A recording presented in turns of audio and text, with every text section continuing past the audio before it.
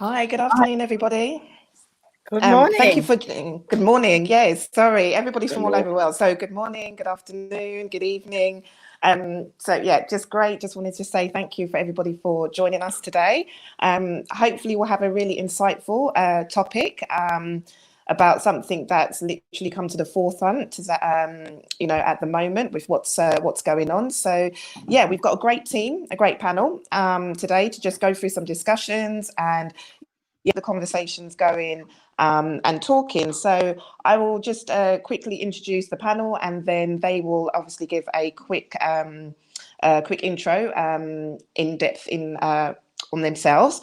So we have today joining us Linda Bekoe, CEO of APLBC. We've also got Lorraine Coates with us, Head of Procurement for Corbin and King, and also founder of Bame Hospitality. We've got Nelly Gedeon, founder stroke CEO of Wayaj. I hope I've pronounced that correctly. Please forgive me if I haven't. And lastly, we've got Moussa Samake, CBDO of board member, of Homenhancement SA. So welcome everybody, panel. And yeah, I'll just give it over to you guys to just do a little bit more of an introduction. Ladies first. Thank you. My name is Nelly Gedeon. I am the founder and CEO of Wayaj.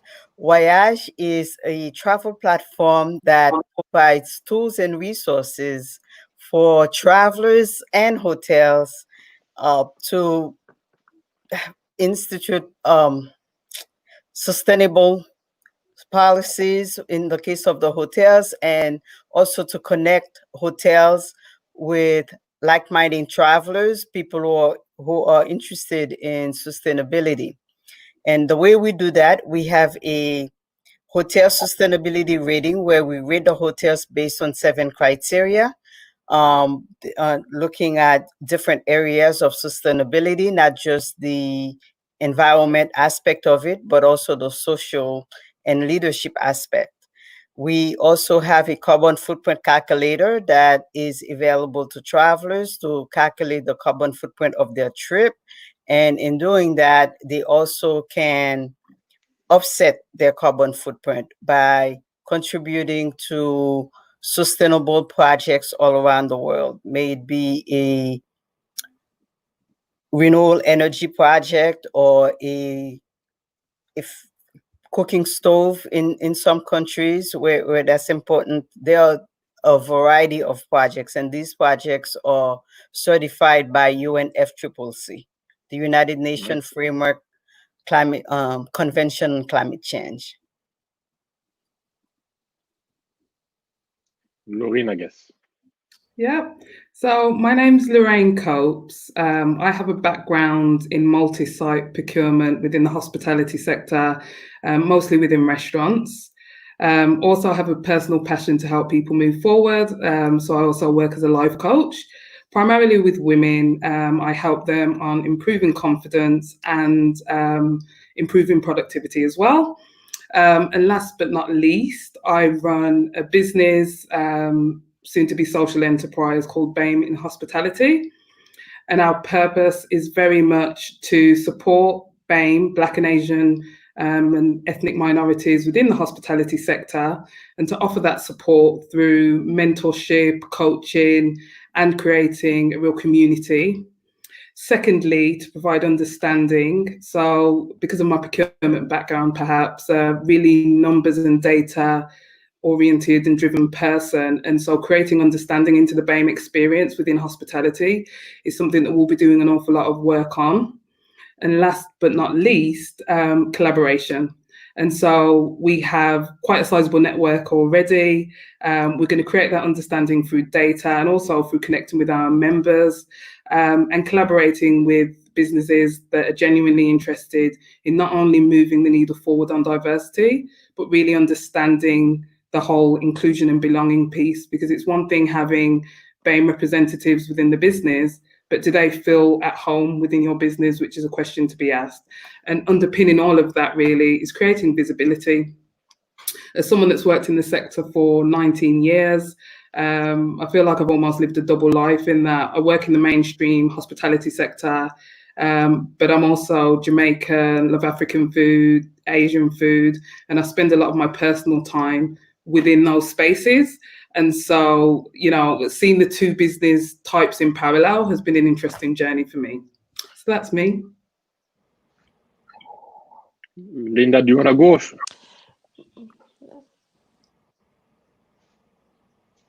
Brilliant. Linda, if you'd just like to give a quick introduction to yourself. Happy to go in the meantime. My name is Moussa, and I'm from Mali. That's one of the reasons why I'm interested in this conversation. I have been working in service apartments for about 12 years, 13 years now, and I have been in leadership position for quite some time. So I'm happy to contribute as much as I can, maybe to a small extent, but happy to be here. Brilliant, thank you so much. I don't know, Nelly, if we can we get to Nelly? Do you want to give a quick introduction? Sorry, Linda. Linda, yes. Linda, sorry. I don't think she can hear. Yeah. Oh, okay. She's not hearing me. Oh, okay, not to worry. Okay, well, we'll move on. So, as we said, today that we're all gathered here, and basically we're just going to talk about, you know, the racial diversity within and leadership within the hospitality industry. You know, we want to just basically tell you our stories, kind of, you know, where we are in the hospitality, how we got there, and just the kind of struggles that we've kind of gone through, and why we feel we shouldn't really have to, and how we can basically suggest things to kind of change for the future, so that ultimately everybody has that, you know, that equal opportunity. And, you know, just to kind of highlight any, you know, for everybody to kind of really understand the, you know, the numerous barriers and restrictions that, you know, we've as Black people, we've you know, constantly having to go through just to be seen, just to be heard. You know, so yeah, that's literally what this is about today. So hopefully from this at the end, you'll be able to get a lot more understanding. You know, we're always here on hand to help and advise as much as we can. So diving straight into things, I mean, like, to the panel, I guess that the first place to start will be like with the hiring process, you know, like the policies and the practices that they have, you know, currently in a moment, you know, in our industry. You know, what experiences have you all gone through in terms of, you know, when you've tried to go for a job, when you've, you know, applied for a job, what have kind of been the knockbacks, and yeah, just what do you think should really change, or what do, you know, HR and corporate companies, what do they kind of need to change and understand, and yeah, to make it a lot more fair? I'll open that up to anybody who wants to take that question first.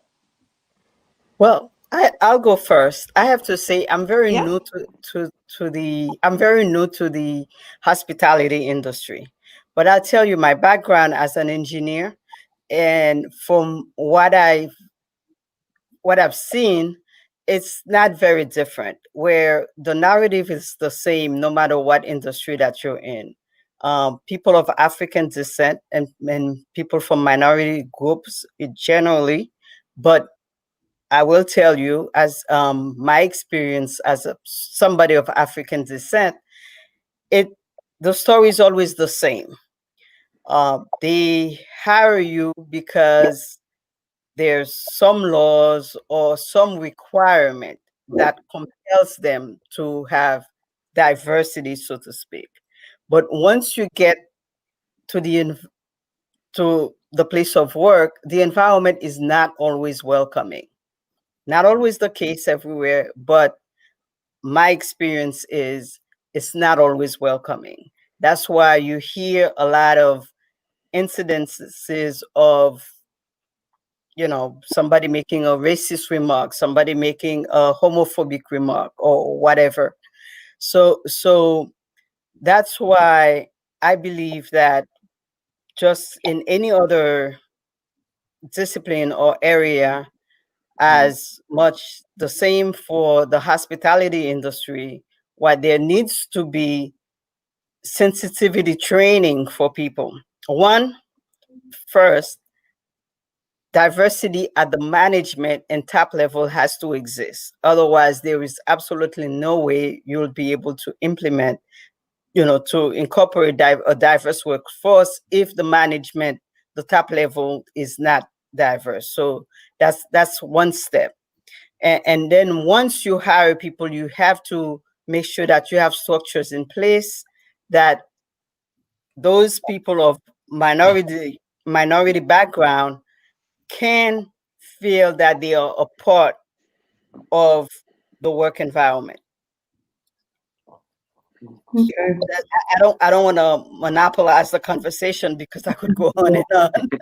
Yeah, I mean, what I'll add in terms of my personal experience, I think the recruitment process is difficult to critique from the outside looking in, because if you go for a job and you don't get that job, it's an assumption to be made that you didn't get that job because of the color of your skin, and we don't know that for sure. We can guess it.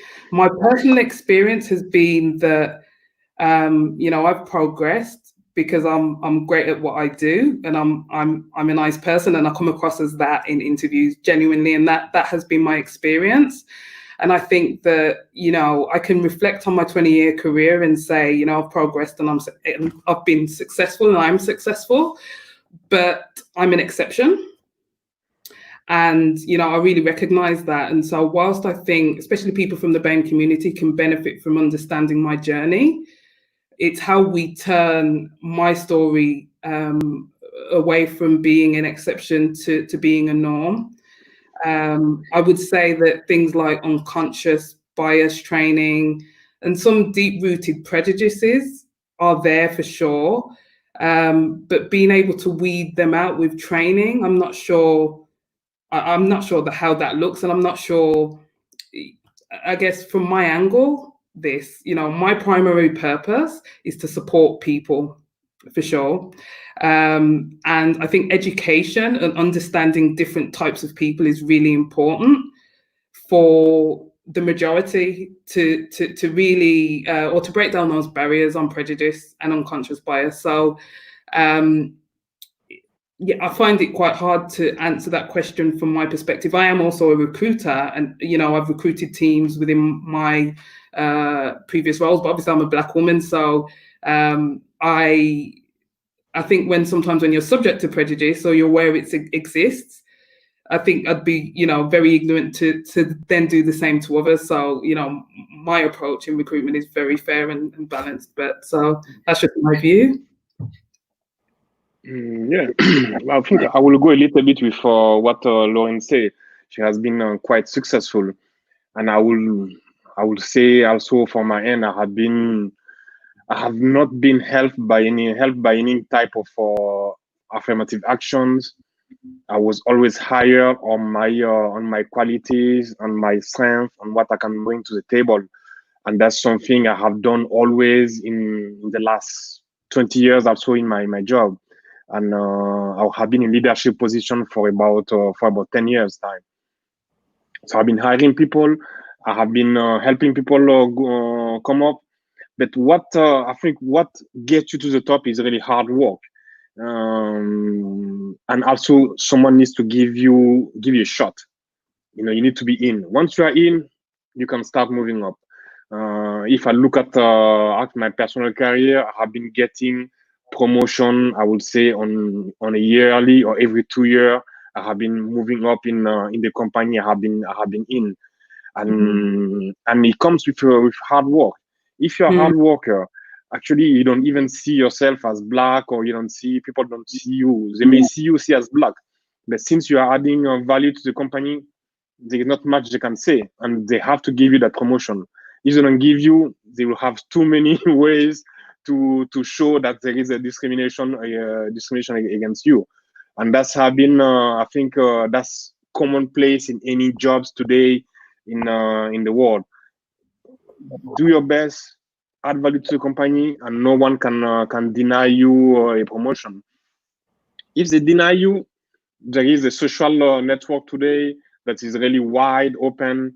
There is so many ways to go and complain and get what you need. So fight for what belongs to you, and you will have it. That's something I can say to young guys joining today's the workforce. Just go and get it. Don't go and get it. Don't hesitate, and push as much as you can, and you will have it. Back to you, Avalon. Brilliant. Thank you guys so much. And so with that, and obviously with your experiences, I mean, I've definitely experienced, you know, similar stories as well. And, you know, as Nelly said, I could go on for ages as well. So yeah, it's just, you know, I guess the message that we're just trying to get across is just everybody just, you know, just be fair, because I think in the past I've seen people, and I've been privy to it as well, you know, just like my name, first of all, you know, it's got to a case because it's like Avalon Smith. So sometimes, you know, it's almost a guessing game, and it's just like, oh, well, it's Smith. So that's quite a predominantly, you know, English, British surname. But then Avalon, so, you know, they're already second guessing. And it's just like, you know, it's breaking down that stigma of actually, you know what I mean? Like, let's get past my name, because, you know, I mean, I as the physical being can do the job, so to speak. So yeah, definitely some great you know, practices to take away from there. And I guess leading on from that as well. So what does, you know, at the moment, like a couple of the buzzwords at the moment, the diversity and inclusion, you know, so many companies claim they, you know, that they've got that, or they're doing that, but what does it actually, you know, mean? Is it diversity? I mean, it does race come into it, or is it that they're just looking at just from a gender specific? Like, how deep do we really go? You know, because I was looking for some statistics as well, and everything when it comes to diversity and inclusion, it seems to, well, from what I'm gathering, is a lot more about, you know, definitely gender-wise, but I'm not seeing a lot race-wise. What are you guys? What are your thoughts on that? Like, what do you actually understand diversity inclusion to mean, or what should it include? To anyone. I mean, yeah, from my perspective, I absolutely think they're two very separate things. There's quite a few initiatives that are in place within the sector, which, you know, a huge focus is around driving diversity inclusion, not only from a gender perspective, but also ethnically as well. And I think from what I've seen personally, I think they're absolutely coming from the right place. I think that there are a number that report numbers. And what I mean by that is, you know, moving the percentage terms of representation. But what is really critical to any policy is that it lives and breathes within a business, because inclusion, you know, is a very, very different, it's a different topic to diversity. Diversity, you can have a diverse workforce, but do those people of colour, or those people that are other, do they feel at home and as though they belong? So that's my understanding of it. Have I experienced it in the businesses I've worked within? Absolutely. I think it lives and breathes to varying degrees, dependent on the size of the business as well. If I can add to that, looking at some companies like Apple, they have on a yearly basis surveys being done in the company to see what is the level of diversity. They went beyond affirmative action that you see in the US. I think affirmative action maybe help you to get to school, maybe may help you to get to some Ivy League. But you can actually, you as a company, set forward some targets. Okay, how many women, how many minorities do I want to have on a board? How many minorities do I want to have in a company? How many gay and lesbian and LGBT do I want to have in the company? So these are definitely the set target that any company can do, can set for their own, and have it on the table. And looking on the internet, you can find companies that can help you do it. But you know, all of these things come from the top usually. It's a top management that say, I need to have a company that is diverse. I cannot just have it's the same type of people in my company. I need to have different echoes, different point of view. So coming from the top, you can definitely implement and have a workforce that is as diverse as possible. Yeah, if I could add to that, diversity is not only, it's not simply hiring the people. It's really making an environment that is welcoming to ensure that the people succeed. Because many times you'll hear people, companies hire and they say, oh yes, we have a diverse workforce. And when you look at the workforce, it's really in the lower level positions. Oh yeah, I have my cafeteria staff is all Black and Hispanic.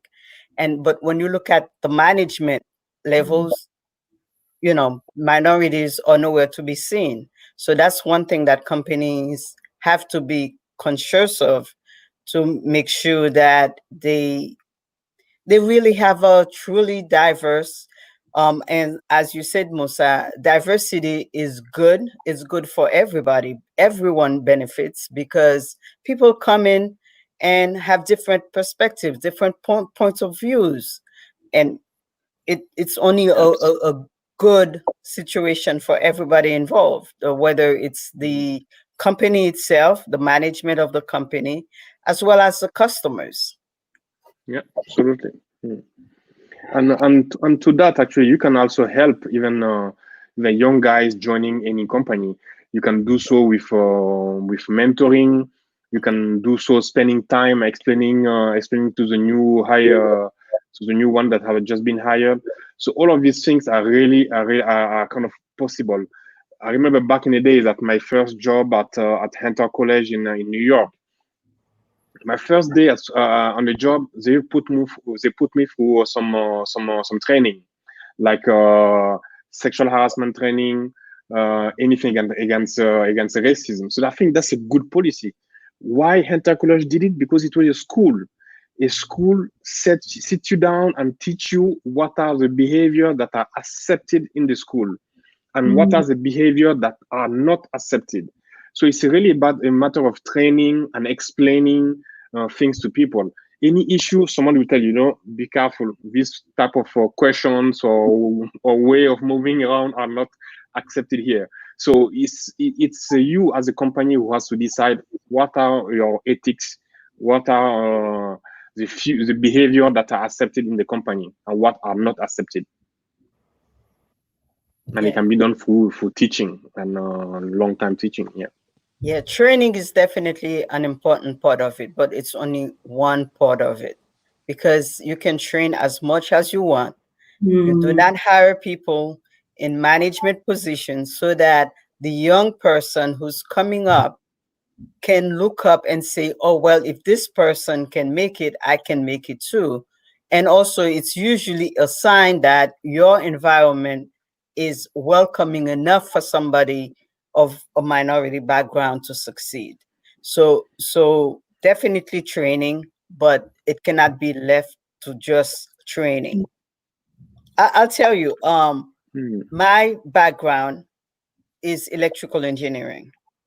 Before I got involved with Wayaj, my husband and I, we have an engineering firm in New York.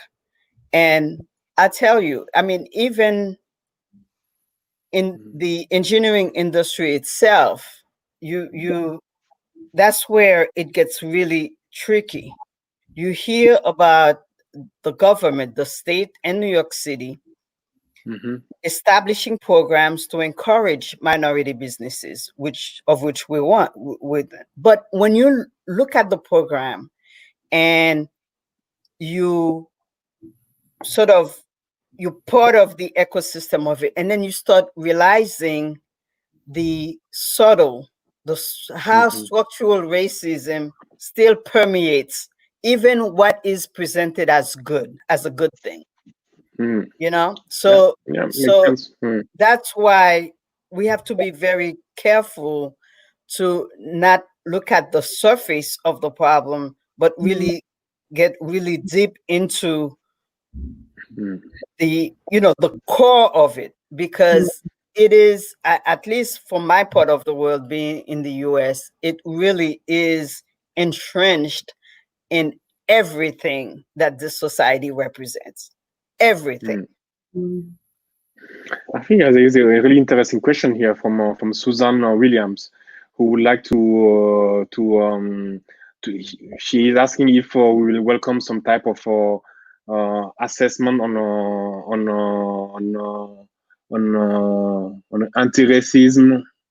No, she's speaking about some values. I cannot see because the small is really string. It's kind of really small, but I think you can, as you make people aware of not doing discriminations against gay, lesbian, and people. You can also make people aware of not being racist. But you cannot teach anyone not to be, not to be racist. People are like that.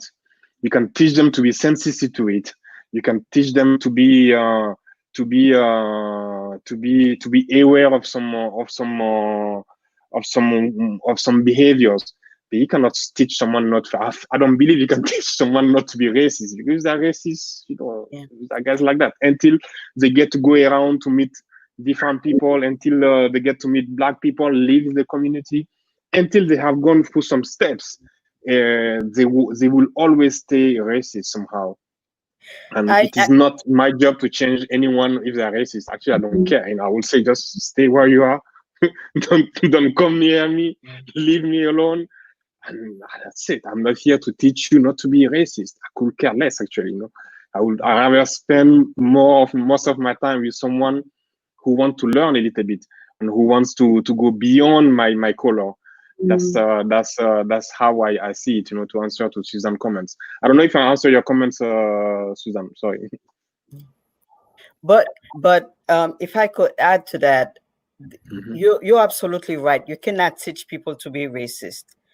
But as a system, as a company, there are things that can be done. As an industry, there are things that can be done, because a lot of times racism stems from ignorance. People are just not aware. They're not aware. They make assumptions about others. But one part of the reason why they make some assumptions, it's from images that they see, whether it's in the movies, on television, or posters or videos. I'll give you an example from a traveler point of view. My husband and I, we travel a lot, and we've been to many parts of the world. When we get into the hotel, there's usually a video that advertises or advertises either what's on the premises, the chain, what it represents, etc. But what I find is that most of those videos, their representation of Black people in general is the server. Rarely am I at the moment represented in those videos, because I'm a traveler. I'm there for either business or leisure, but I'm never represented as a person who's there, who goes to frequent those hotels as a traveler. It's usually the person who comes to make the room, or the person who's mixing the drinks or something. And there's nothing wrong with that. But diversity means all representations. They are all people who it's not only Caucasians who travel for leisure. Usually the pictures are the family, the Caucasian family, and all that. It's you rarely see them making the beds. And I've been to countries where Caucasians are making the beds. So it's a lot of it is perceptions, what is projected out there. So that's one area. People who are looking to make a change, representation is a very important part of it. Yeah, but I think you are speaking about a little bit about more seeing some role models in your life. Growing up in Mali, I had some role models in my life. I was seeing doctors in my family. I was seeing people going to the military, become generals. I had in my family, I had people being ambassador of Mali, going somewhere else. So I always had role models that were not just doing cleaning, not just preparing food. I prepare food myself, when I was at the high school. So I have no problem with preparing food or cleaning dishes. But role models do exist.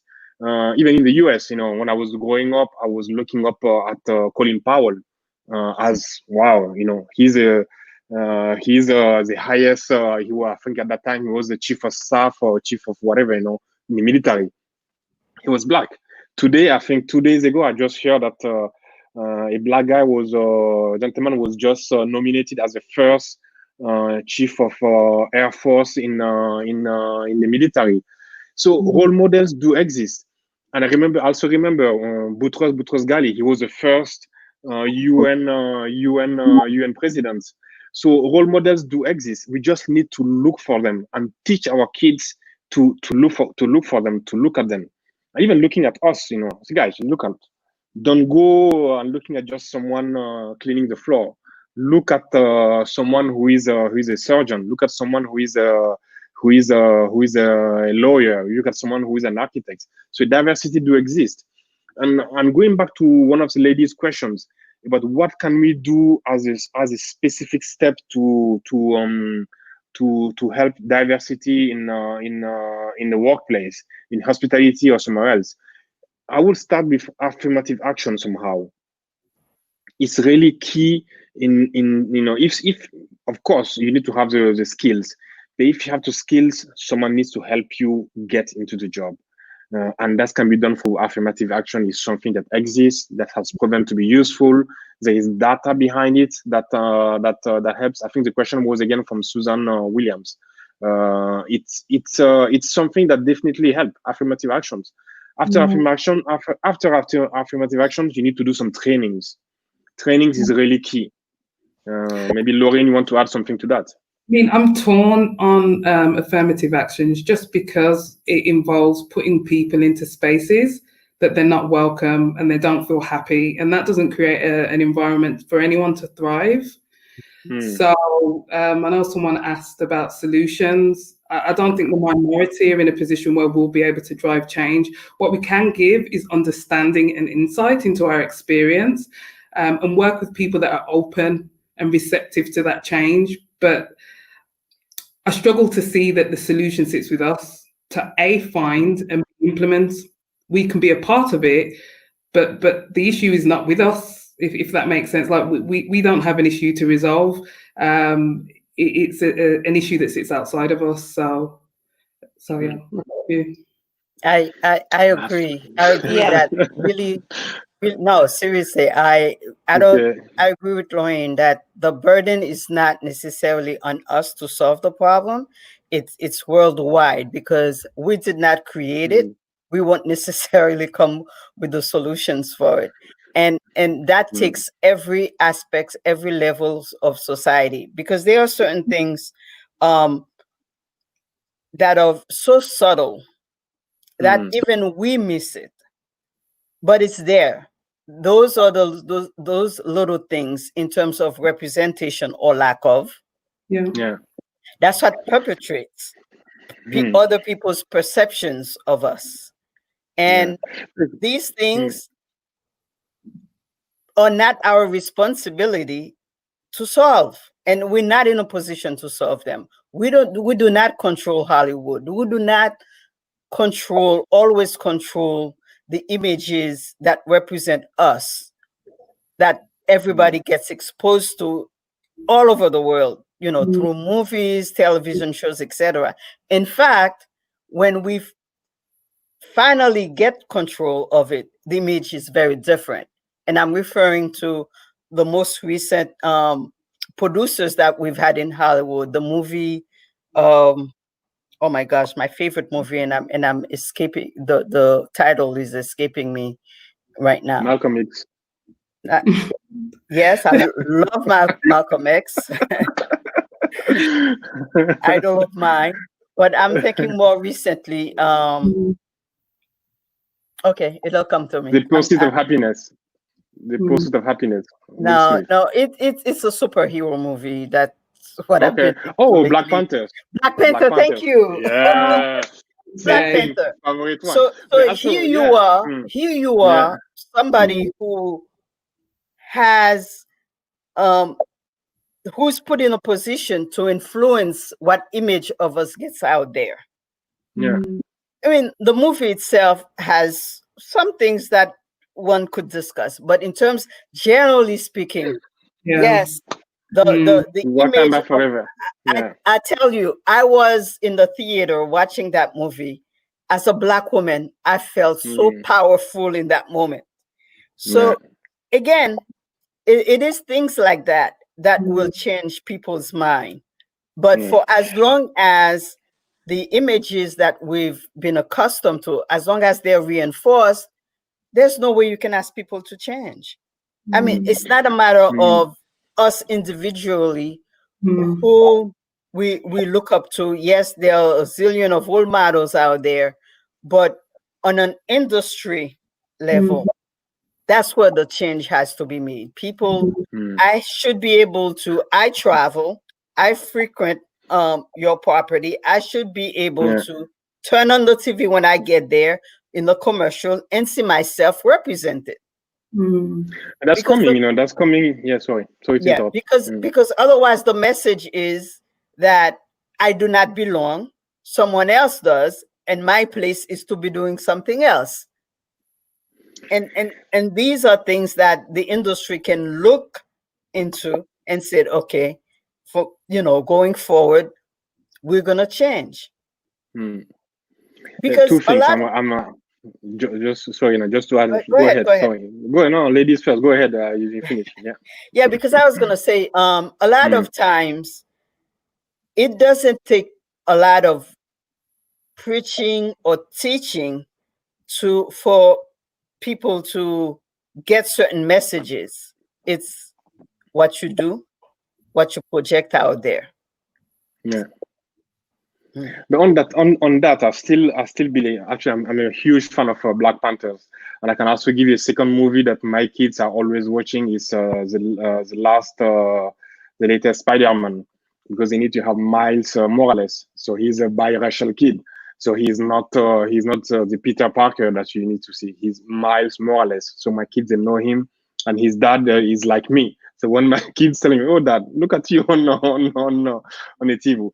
But going back to a personal level, I think every one of us can decide a little bit, can add a little bit of our own strength.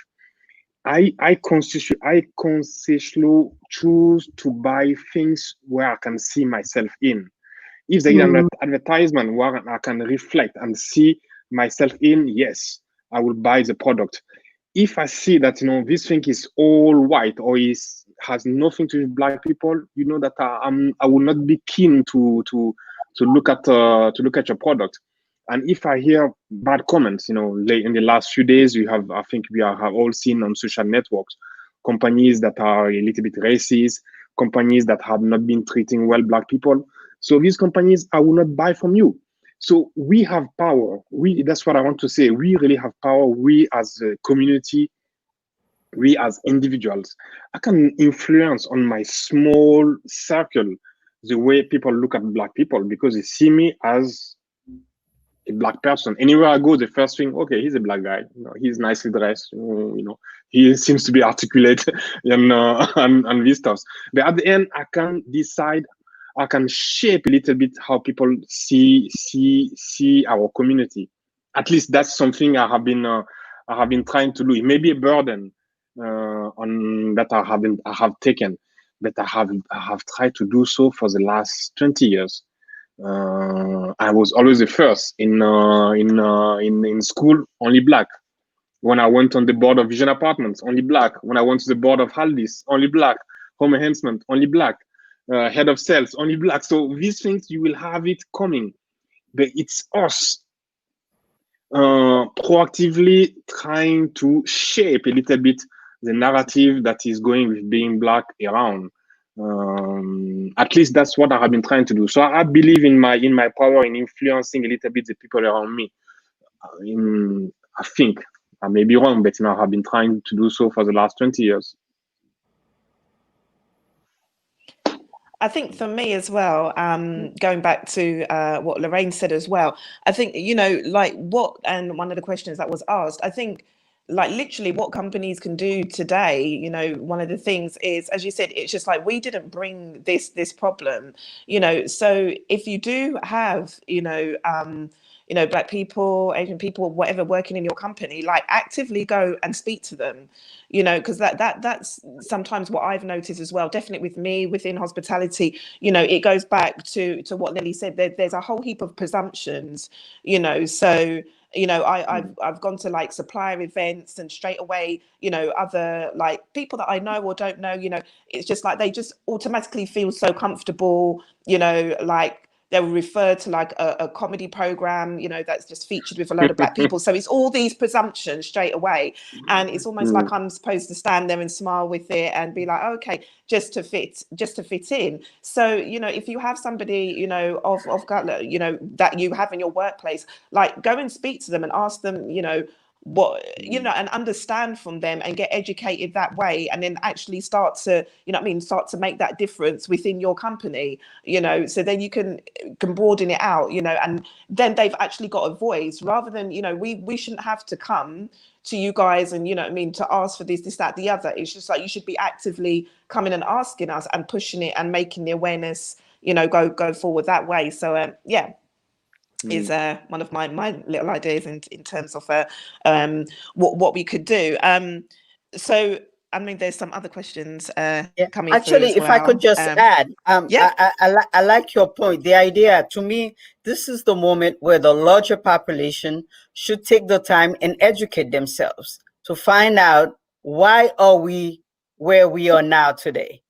It's and the burden is on them, really, to know, because we know why the world is where it is today, but it's the larger population. Unfortunately, a lot of the history is not taught in schools.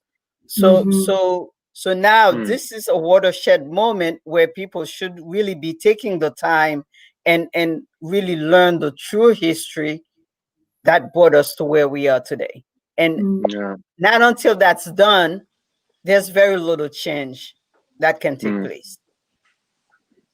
I would like to be the totally agree. I would like to be the positive guy. Yeah. Sorry, I would like to be like usual, the positive guy around. But what I see here in the Black Lives Matter around is I see a lot of people going out. Not only one day, not only 2 days, but actually this has been 3 weeks going strong. And not only in the US, not only in New York or Minneapolis. I see it worldwide. I see it in London. I see it in Milan. I see it in Paris. I see it in Tokyo. I see a movement that is worldwide. People are going out. Not only Black people going out. People are joining around the community. Mitt Romney is a latest example. He was right on the street. He's a Republican in the US. He was right on the street protesting with Black Lives Matter people. So I think we can say there is a positive change already going. People are asking, people are contributing. 5 years ago, there were just 40% of the population in the US believe in police brutality. Today, there is about 65%. So that's a big change. And this change is being seen also in the street. Hopefully, it will translate also in the workplace, hopefully. Somebody is asking, can we make it just, Well, can we make this sustainable? Just following on from what you were saying, I mean, I think that they're called demonstrations, super powerful, but it's action that follows thereafter that I'm interested in. I feel like the 40 years I've spent on this earth, this isn't new news. Right, this isn't new news. Now, I think for me personally, I think that it's caught many of our attention, and not people of colour, but others' attention in a way it hasn't before, and probably because everyone's very still. COVID is currently, still around, so people are still unaware. But this is not new news, and so it's what happens hereafter that I'm more interested, to be honest, because. We can all talk, we can all post black boxes on Instagram, but either putting your money where your mouth is or putting actual action in place is where the difference is going to come. And I think it's too early at this moment to even to comment on the effectiveness of the conversations that are happening right here and now. Yeah, and Lorraine, I totally, wholeheartedly agree with you. As someone in the U.S. who's lived in the U.S., originally I'm from Haiti, but Okay. I've lived in the U.S. most of my life, and I've learned the history of this country as well, because I completed high school here in the US and I went to college here. So my education was pretty much, my formation has been on this part of the world. And I will tell you what's happening. As you put it, it's not new news. People have revolted before. Yes, this time around, it seems to be a border cross section of people who are saying no to racism, but it's really what happens before. And I'll tell you, in the US, the history, I'm not making this up. It's well documented in a book written by Michelle as Alexander called The New Jim Crow. The Jim Crow is the era, you know, Yeah. where Americans were supposedly, Black Americans were supposedly free, but there were so many things thrown into their path that there was no way they would succeed. Absolutely. And what happens is you find that while there's change, there's positive change taking place, somehow the system morphs itself into something else. So the system seems to be ways, steps, miles ahead of you. So while Yeah. you know this has gotten better on the one hand, there's something else, and I'll say it because it's been in the news, where the US has the largest population of incarcerated people, and mostly Black people are incarcerated in the US. Not in the US, also in France. Worldwide is like that. Yes. So then suddenly in the last, I would say, 10 years, there's been conversation about fairness, about alleviating the prison system and all that. But as this conversation is going on, which is a positive thing, and there's been change in the law where that would prevent so much incarceration. But what happens in reality? Black and brown people are not being educated. So while this good thing is happening in the prison system, education is just not happening in Black and brown people. So what does that mean? It means that as the economic system is transforming worldwide, Black and brown people are not being prepared to be part of it. Yeah. So I hate to be the voice of contradiction here, but that's the reality. That's why it's important. This moment is a moment that we cannot cry victory as Black people, because victory is so far away and can be so difficult to define, that's why I agree with Lorraine's statement earlier.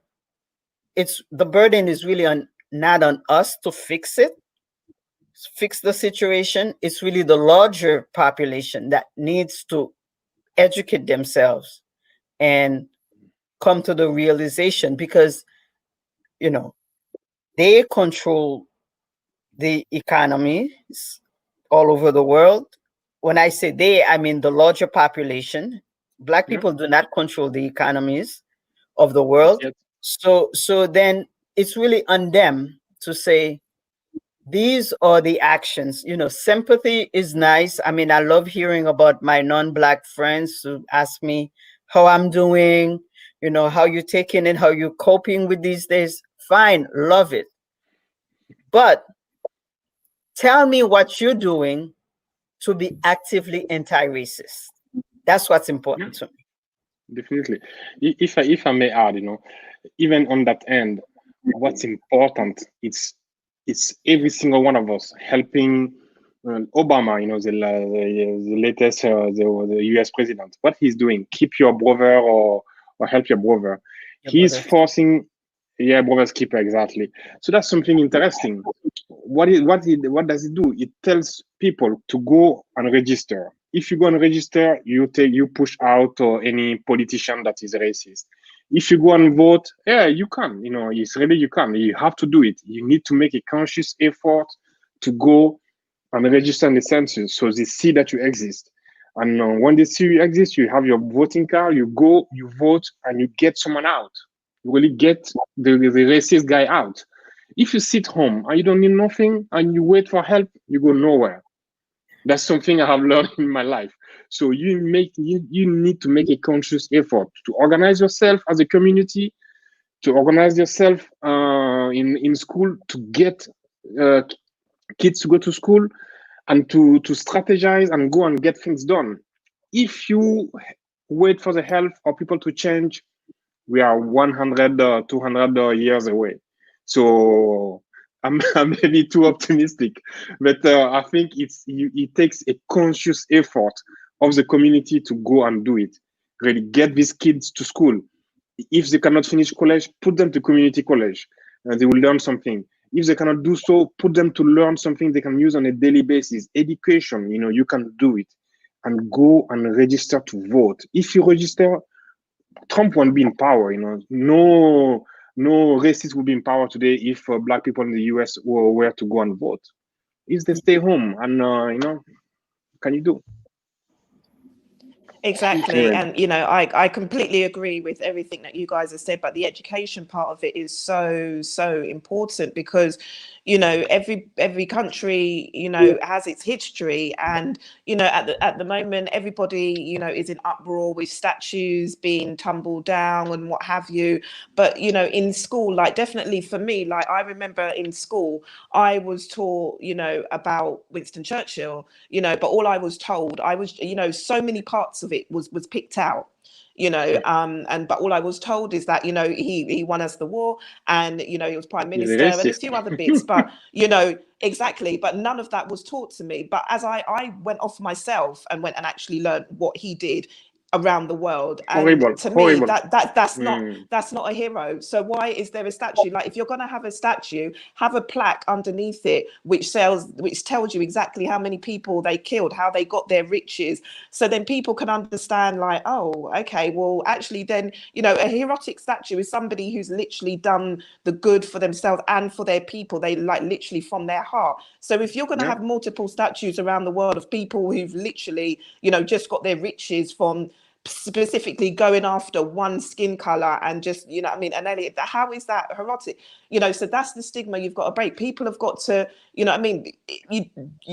need to change your history. Like you don't need to be accountable for it. You can make that change. That's what the history happened. But because of that, it doesn't mean that I'm just going to be, well, okay, that's what happened, I'm going to go along with it for the rest of my life, and then I'm going to tell my children that, and then they're going to tell their children that. It's never going to end. So you've got to generally want to understand when you pick up a book and you go and educate yourselves, understand like, okay, well then this is why, and trust me, you will get an instant education of why everybody feels, and especially about people, what we're going through, and why like literally every day we have these struggles. Yeah, and here's a good example as to why the burden for change cannot rest only on us. We most of us do not control our education system, right?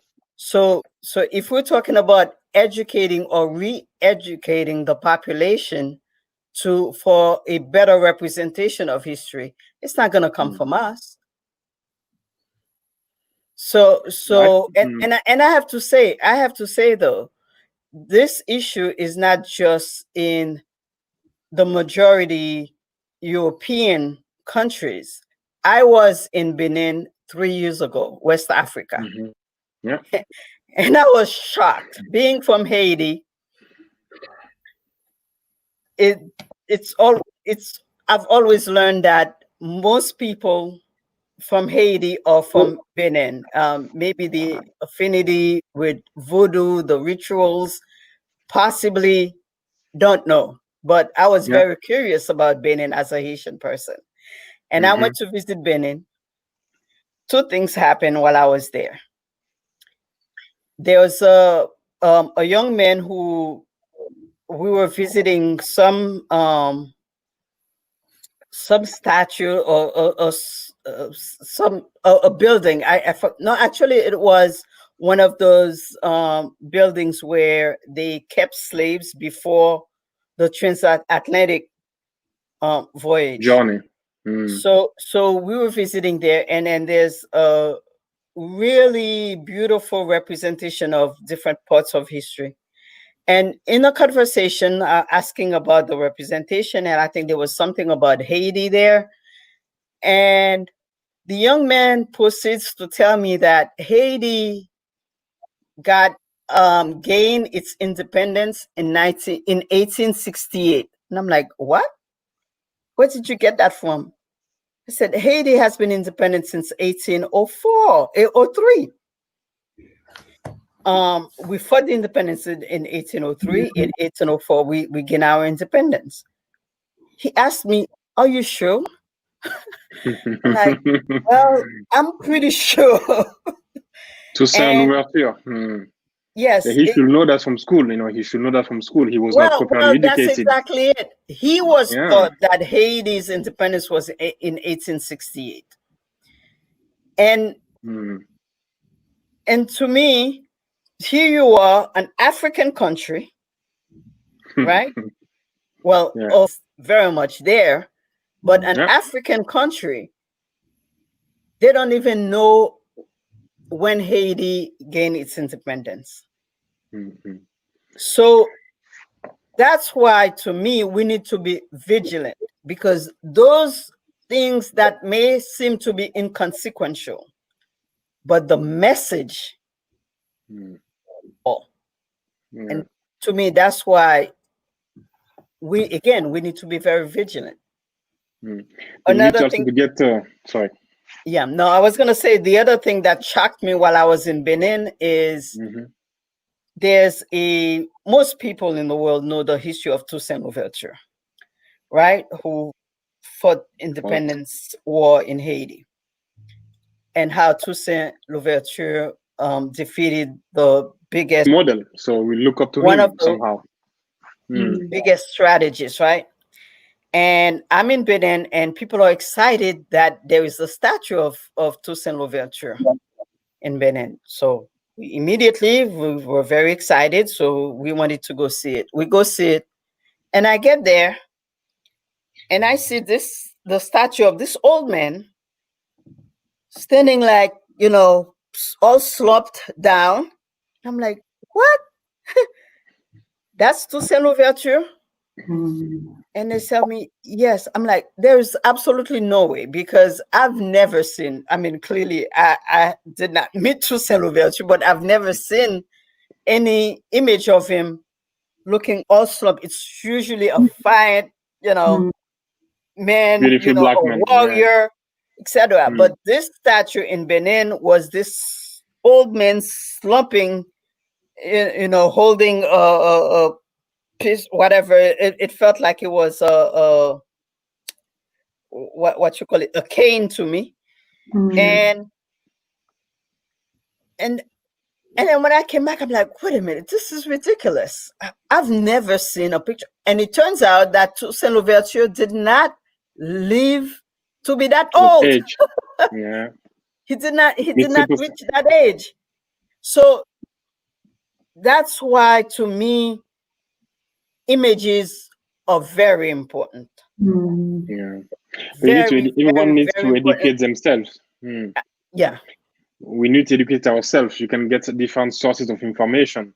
You mentioned in Africa we have Amadou Ampateba. He's from Mali. He's well known. He used to say that in Africa, actually, when the old people died, it's like a whole library being burned down. We have a lot of intellectual. Sheikh Anta Diop from Senegal.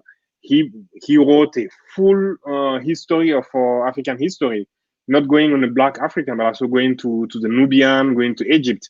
So we as a community, you really have different sorts of information. In the US, you have James Baldwin, you have Du Bois. All of these guys are shaping or writing story about Black people that is not being seen in the news. So you cannot just go and look at one type of information. Your source of information need to be as diversified as it can be. So it's a burden will be again on you and me and Lorraine to go and teach our kids. Here is one thing, here is another thing. Educate yourself. Learn about this different point of view. Learn where your ancestors are coming from. Learn to be proud of these type of things. And it takes education. I think there is a nice questions what we can say to the new generation. I would say, guys, go and fight. Even a simple thing about status, topple them. Anything about confederation, topple them. About flags of confederation, burn it down. In Bristol, they took down a statue from a slaver. They toppled it in the river. That's the way to go.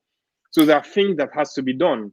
And if I could add, in addition to that, demand change, real systemic change.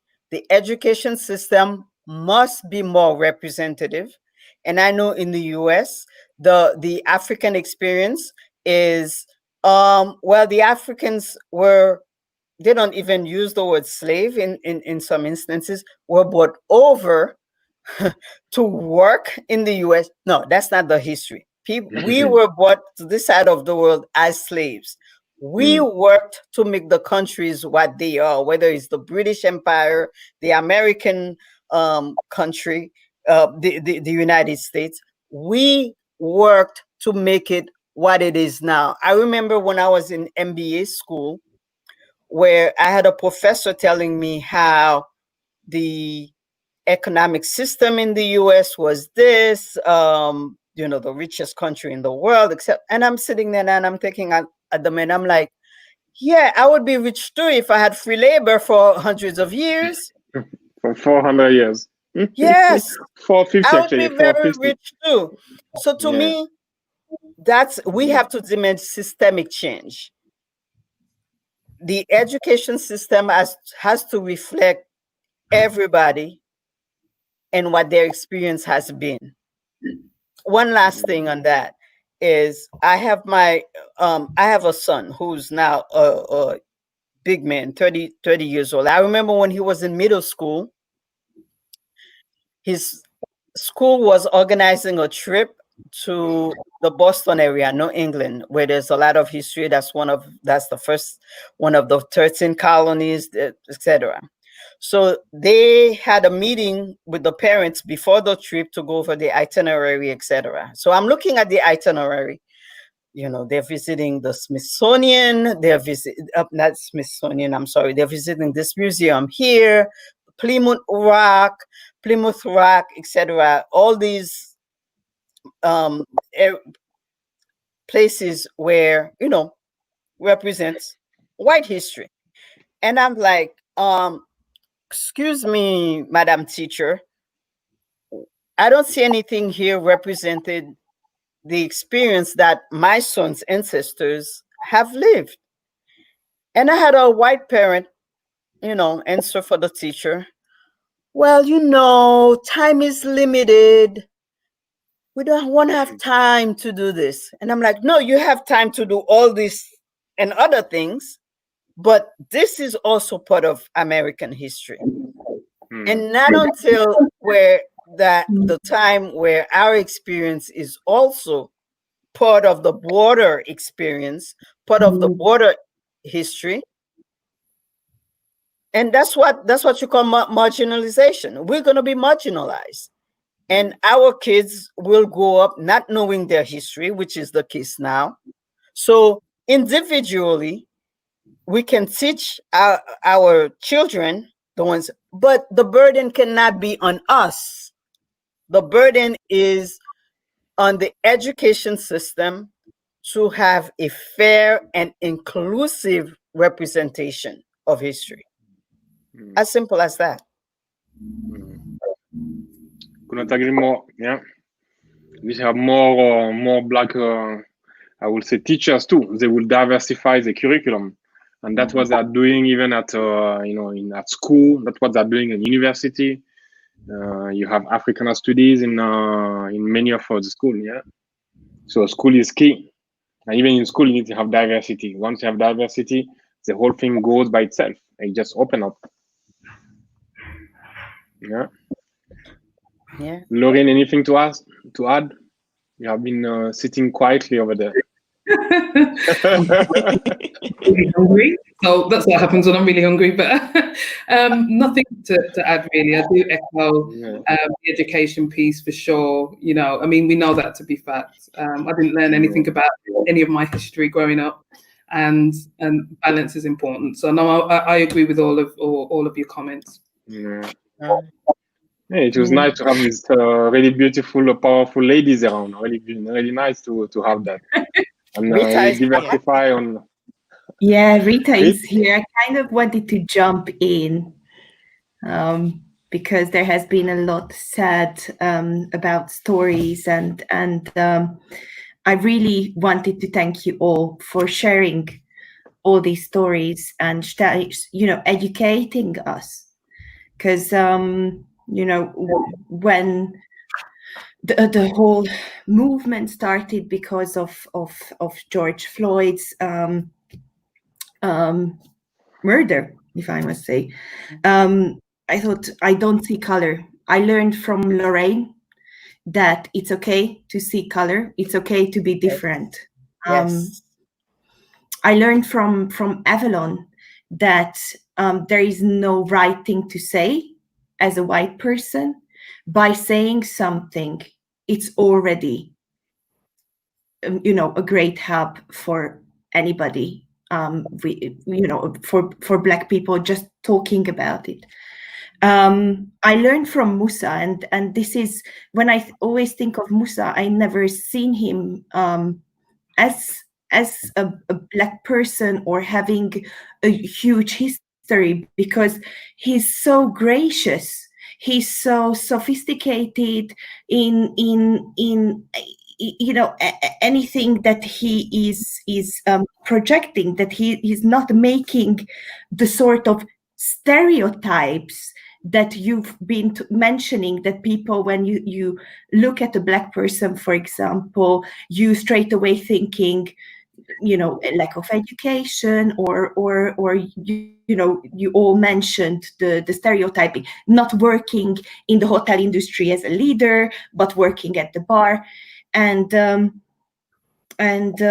importance of role models. For example, what Moussa said is so important, and I want everybody to look at this panel and see the great role models that we have as new generation of Black people, and just continue the conversations. We as WHTT will reorganize ourselves and go into ourselves as well to build a supportive network to be able to support Black people. And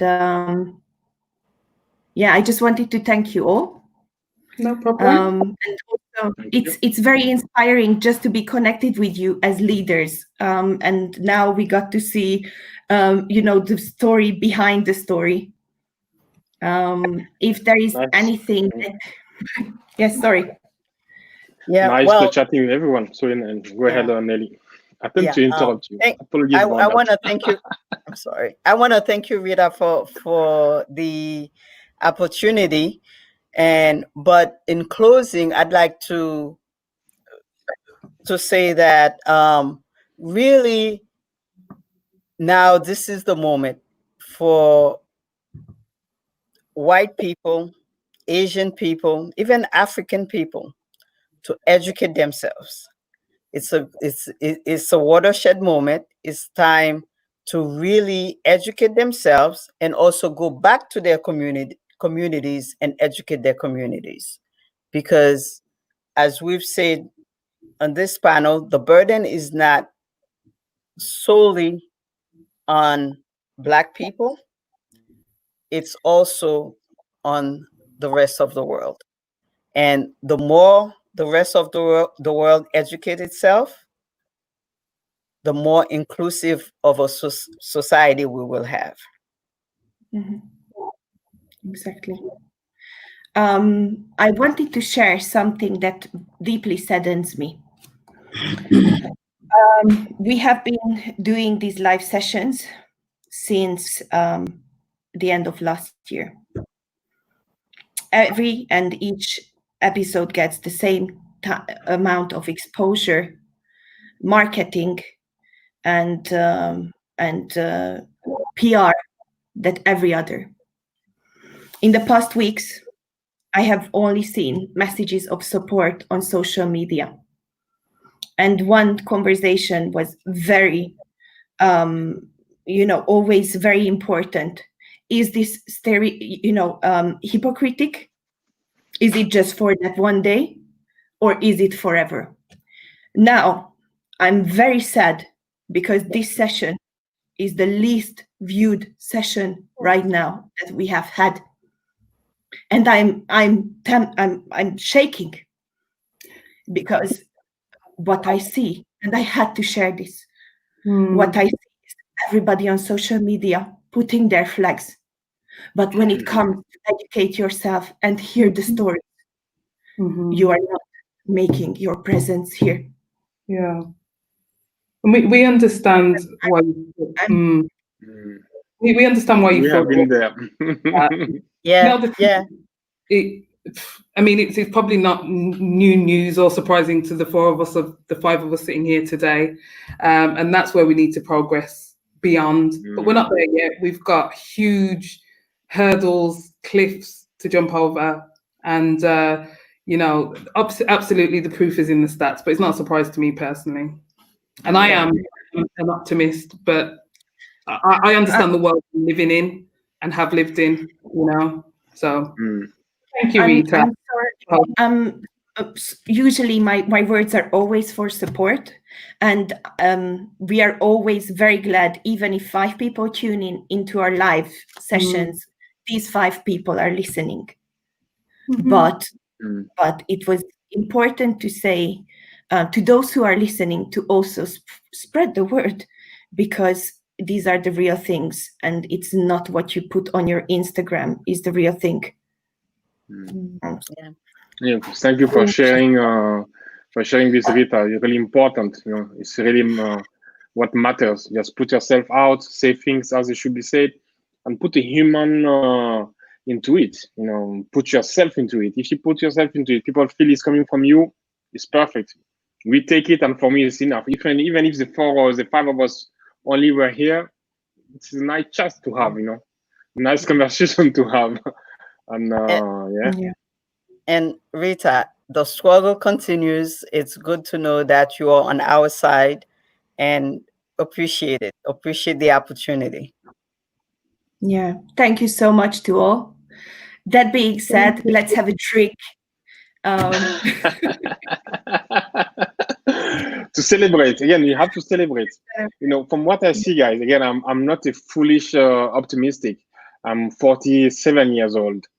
I can say, I have always I live in 3 different continents, and I live in 10 different cities. I don't want to show off in 10 cities, but you have to fight your way up. No one will give you anything for free. No one. They won't give it to you. You need to go and get it, and we can get it. That's something I'm teaching my kids. Go and get it. It's yours to take. And if you put that strength into it, it will happen. Nice chatting with you all. Thank you very much for the conversation. And see you soon in London, in New York, in the cloud. Take care. Bye. Cheers. Bye-bye. Thank you. All right. Bye-bye. Bye-bye.